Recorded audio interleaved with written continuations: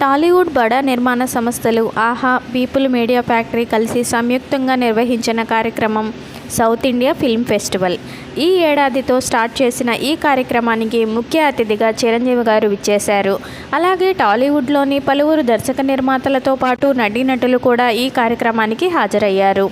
చిరంజీవి గారికి పద్మవిభూషణ్ అవార్డు ప్రకటించిన సందర్భాన్ని గుర్తు చేసుకుంటూ పలువురు ఆయనను అభినందిస్తూ, స్టైలిష్ స్టార్ అల్లు అర్జున్కి నేషనల్ అవార్డు వచ్చినప్పటికీ అతనికి ఒక్క సన్మానం కూడా ఇప్పటివరకు మనం చేసుకోలేదు, కనీసం మీకైనా ఈ గుర్తింపు లభించింది అంటూ మురళీమోహన్ గారు వ్యాఖ్యానించారు.